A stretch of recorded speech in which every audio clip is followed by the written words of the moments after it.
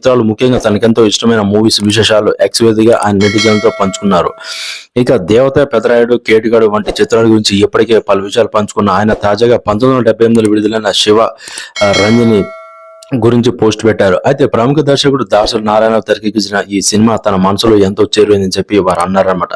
ఇక అసలు విషయానికి వస్తే ఇక శివరంజని 1978లో మా గురుగారు దాసరి నారాయణ గారు దీనికి దర్శకత్వం వహించారు. ఇక ఆయన అసమానమైన కథా వివరణ ఈ చిత్రం ఒక నిదర్శనం. నా హృదయానికి ఎంతో చేరువైన అద్భుతమైన చిత్రం ఇది. ఎప్పటికీ ఇది శక్తివంతమైన భావోద్వేగాలను రేకెత్తిస్తూ ఉంటుంది. నాకు బాగా నచ్చిన చిత్రాలు ఇది ఒకటి. ఆ రోజుల్లో సినిమా బ్లాక్ బస్టర్ విజయాన్ని అందుకుంది. ఇక దాదాపు 7 ఏళ్ల పాటు థియేటర్లో ఆడింది. ఇందులో డైలాగ్స్ కూడా ఐకానిక్ గా ఉంటాయి. ఫస్ట్ సీన్ లో వచ్చే డైలాగ్ ఎప్పటికీ ప్రత్యేకంగానే ఉంటుంది. నేను ఎంతలా ఎంజాయ్ చేశానో మీరు కూడా అంత ఎంజాయ్ చేశారని చెప్పి ఆశిస్తున్నా. ఇక తెలుగు చిత్రసీమలో ఇదో క్లాసిక్ మూవీగా నిలిచిపోతుందని చెప్పి వారు పేర్కొన్నారు. ఇక అనుకోకుండా సినిమా పరిశ్రమకి అడుగుపెట్టిన శివరంజని అనే ఒక